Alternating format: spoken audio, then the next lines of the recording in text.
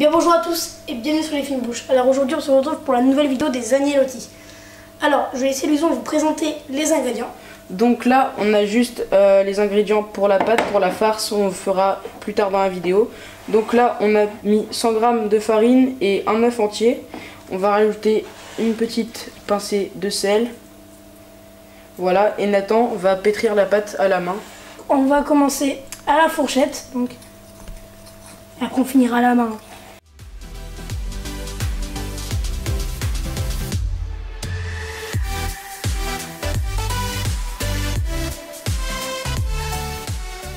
Donc là, il incorpore toute la farine dans la pâte avec ses mains et vous allez voir que si votre pâte elle colle trop au doigt, vous allez rajouter de la farine et si elle s'effrite, vous allez rajouter de l'eau.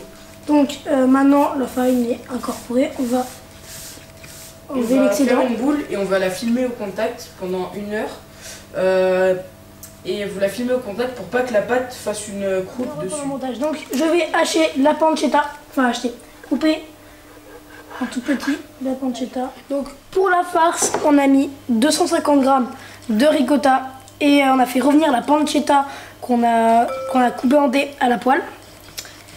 Et on va ciseler le basilic. Voilà, on va ciseler le basilic. Vous superposez toutes les feuilles, vous allez les rouler. On va ciseler finement. Là, le basilic est coupé assez finement. C'est un petit coup, voilà, là il est très bien. Donc on le met dans la ricotta, pardon. Et la pancetta.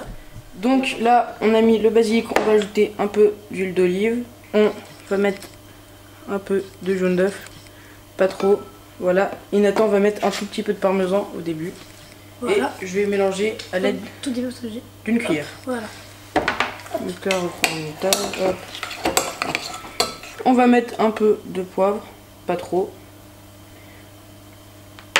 Et un peu de fleur de sel. On va mettre la farce. Donc je récapitule, la farce c'est ricotta, pancetta, basilic, huile d'olive, jaune d'œuf. Au niveau des quantités, on a mis 250 g de ricotta, pancetta, on a mis 5 tranches un petit peu épaisses. Et en jaune d'œuf, on a mis l'équivalent de jaune. Et on va réserver la poche à douille au frais. Et là, on va étaler la pâte à l'aide d'un laminoir.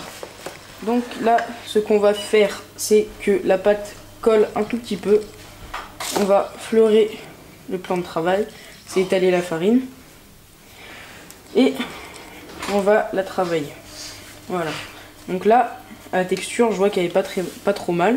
Vous allez former un rond comme ça à peu près. On va la mettre sur 0 et Nathan va la pâte. On voit qu'elle colle un peu. Ce qu'on va faire, à chaque fois, on va mettre un peu de farine. On va replier les bords sur soi-même et on va voir que ça fait. Enfin, on va faire en sorte que Nathan va la passer et que ça fasse un beau carré. Tu la récupères? Pas un beau carré, mais. Enfin, au début, vous allez essayer de la travailler pour que ça ait à peu près une forme carrée. Enfin, rectangulaire. Donc, voilà, on va bien l'étaler. On va la repasser une deuxième fois. Nathan, il va tourner. Voilà.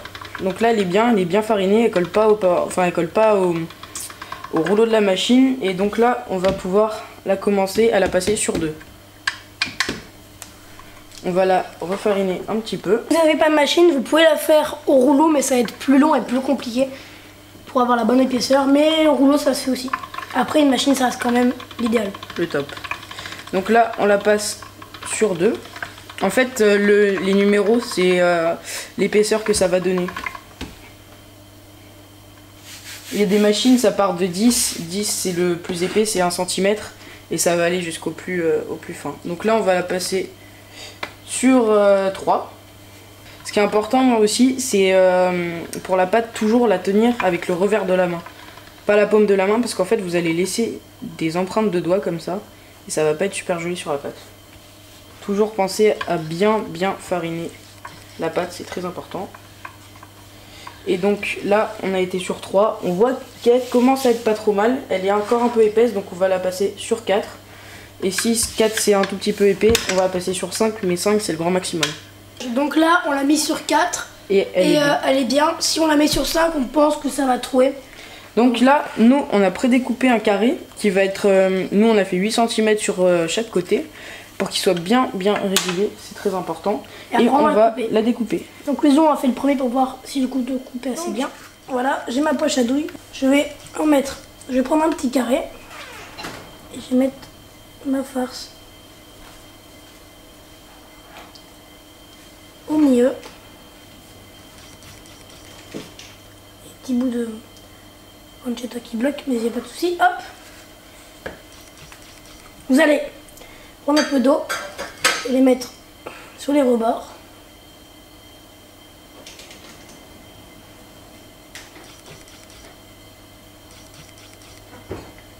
Comme ça. Vous allez ensuite plier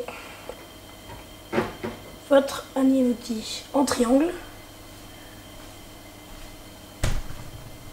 Comme ceci. Bien soudé. Comme ça. Vous allez prendre un peu d'eau pour mettre sur les bords, sur juste les 2 petits bords du triangle.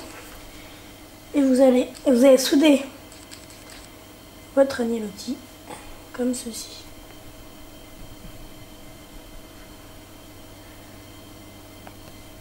Voilà, comme ceci. Et vous allez faire, voilà, ça va comme ça, donc c'est un peu gros, mais nous on va pas en mettre beaucoup dans notre assiette puisque ce sera une assiette de présentation. Voilà, donc vous allez tous les faire. Donc là, on a mis nos pâtes, enfin nos ravioles à cuire dans de l'eau bouillante salée. Et à côté, j'ai mis du beurre à chauffer pour qu'il soit un peu couleur noisette. Donc là, on va mettre nos ravioles dans le beurre. Hop. On va éteindre la plaque. Hop, celui-là il colle. On va juste éteindre la plaque où il y avait les ravioles cuisées. Hop. On va les faire bien revenir dans le beurre. C'est important pour que ça donne un peu de goût. Ce qu'on peut faire même, c'est mettre un peu de parmesan. Ça va les lier. Surveillez bien la cuisson de vos agnelotti. On va déglacer, enfin on va pas déglacer, mais on va mettre un tout petit peu d'eau.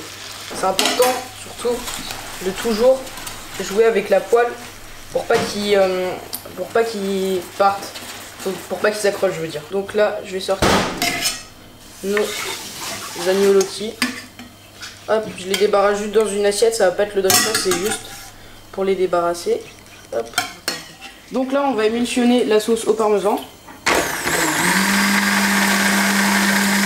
Donc c'est juste en fait émulsionner, l'action de faire de la mousse, donc toujours le faire avec quelque chose qui tourne vite, donc soit un mixeur, soit un batteur électrique.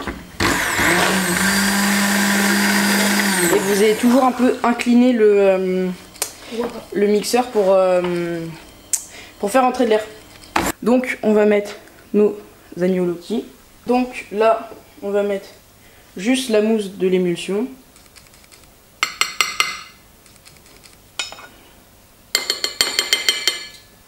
Émulsion au parmesan. On essaie d'en mettre un peu partout.